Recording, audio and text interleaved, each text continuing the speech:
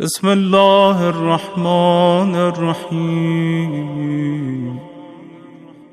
اللهم رب النور العظيم ورب الكرسي الرفيع ورب البحر المسجور ومنزل التوراة والإنجيل والزبور ورب الظل والحرور ومنزل القرآن العظيم ورب الملائكة المقربين والأنبياء والمرسلين. اللهم إني أسألك بوجهك الكريم وبنور وجهك المنير وملكك القديم يا حي يا قيوم. أسألك باسمك الذي أشرقت به السماوات والأرض وباسمك الذي يصلح به الأولون والآخرون يا حيا قبل كل حي ويا حيا بعد كل حي ويا حيا حين لا حي يا محيي الموتى ومميت الأحياء يا حي لا إله إلا أنت. اللهم بلغ مولانا الإمام الهادي المهدي القائم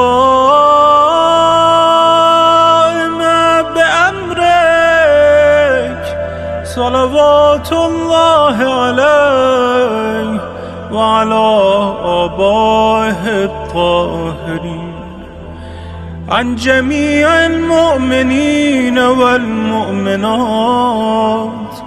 في مشارق الأرض ومغاربها سهلها وجبلها وبرها وبحرها وعني وعن والدي من الصلوات زنة عرش الله ومداد كلماته وما أحصاه علمه وأحاط به كتابه.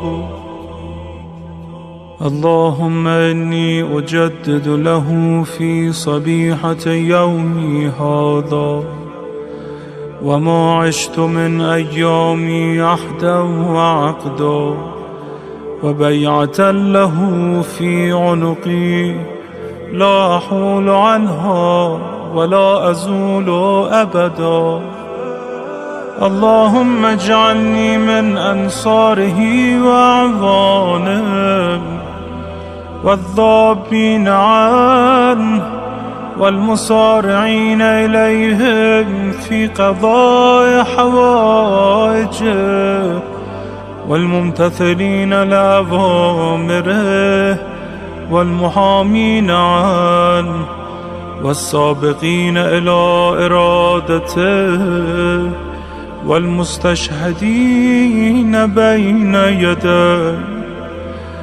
اللهم إن حال بيني وبينه الموت الذي جعلته على عبادك حتما مقضيا فأخرجني من قبري مؤتزرا كفني شاهرا سيفي مجردا قناتي ملبيا دعوة الداعي في الحاضر والبادي.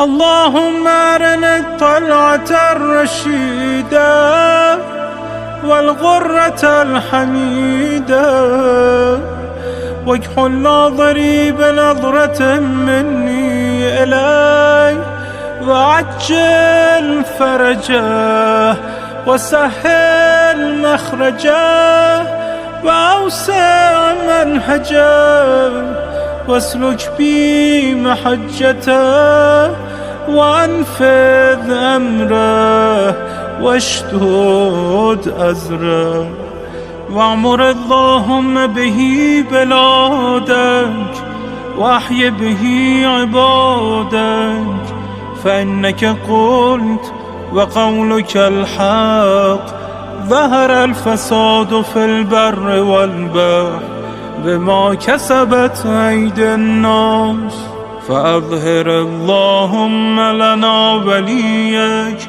وابن بنت نبيك المسمى باسم رسولك، حتى لا يظفر بشيء من الباطل إلا مزقه، ويحق الحق ويحققه، واجعله اللهم مفزعا لمظلوم عبادك، وناصرا لمن لا يجد له ناصرا غيرك، ومجددا لما عطل من أحكام كتابك، ومشيدا لما ورد من أعلام دينك وسنن نبيك صلى الله عليه وآله، واجعله اللهم ممن حصنته من بأس المعتدين. اللهم وسر نبيك محمدا صلى الله عليه وآله برؤيته ومن تبعه على دعوته، وارحم استكانتنا بعده. اللهم اكشف هذه الغمة عن هذه الأمة بحضوره، وعجل لنا ظهوره، إنهم يرونه بعيدا ونراه قريبا، برحمتك يا أرحم الراحمين. العجل العجل يا مولاي يا صاحب الزمان، العجل العجل يا مولاي يا صاحب الزمان، العجل العجل يا مولاي يا صاحب الزمان.